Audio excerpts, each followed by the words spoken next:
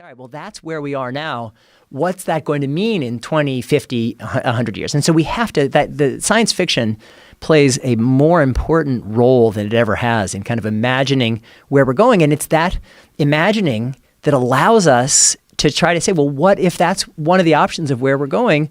What are the decisions that we need to make now so that we can have a better outcome rather than a worse one? If you're a gambling person, I don't know if you are, but if I had to give you $100 to put on something in 20 years that's going to be profoundly just it's going to change us in a way that is something that we're not really prepared to understand or deal with. What do you think that's going to be? I think it's going to be predictive genetics. That we're going to have all, right now, it's like you go to your doctor when you're sick.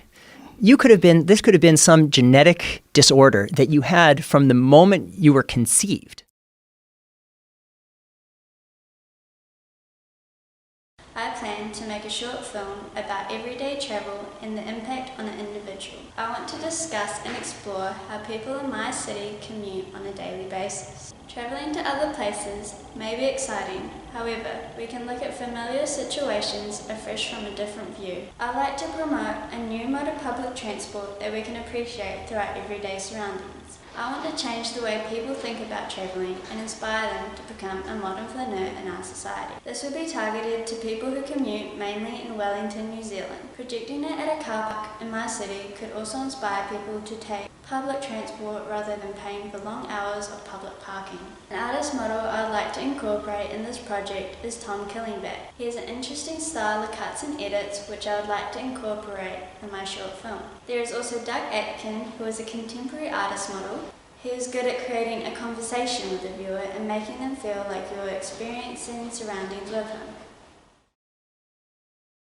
I want to create a 5-minute editorial fashion film to capture the expression and attitude that can be portrayed through fashion and clothing. Using photographers, interviewers, and other fashion advertisement campaigning videos and research, I want to explore high fashion, why alternative fashion is appealing, its effect on our emotions, and the techniques that are used in advertisement videos to create a sensual and expressive mood. My aim will be to demonstrate the feelings and emotions that come with fashion in the style of many of my favourite photographers and directors, such as Paul McLean, who does campaigning videos for jewelers, fashion designers, and many others. Furthermore, many other artists I like also have this aesthetic to them. My film will include many different shots, ranging from long shots to show the whole outfit, as well as big close-ups to show accessories, shoes, or other smaller details and items. I also want to show the landscape as well as the clothing, as it will help set the tone and convey certain emotions. The emotions I want to portray will be confidence, poise, serenity, stimulation, and power. As these emotions are what are portrayed when we are wearing clothes that we are confident and comfortable in and give us strength. For my project next year, I will be making a short animation feature film, about 2 to 5 minutes long. This film will be played throughout the weekend that occurs on the 16th and 17th of May, which coincides with Pink Shirt Day. This event is very significant and it is about stopping bullying, creating a safe environment where everyone can feel valued and respected. My animation will play prior to the screenings of movies with a young adolescent demographic of around 10 to 19 years old.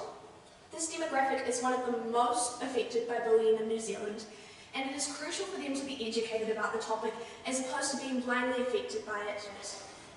It is key that the animation is played over the course of a weekend, as kids within this age bracket are far more likely to go to the cinemas over these 2 days as opposed to weekdays.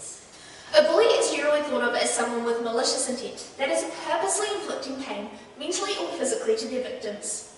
However, there are also other forms of bullying. What most fail to consider is that in some cases the bully can unknowingly cause harm.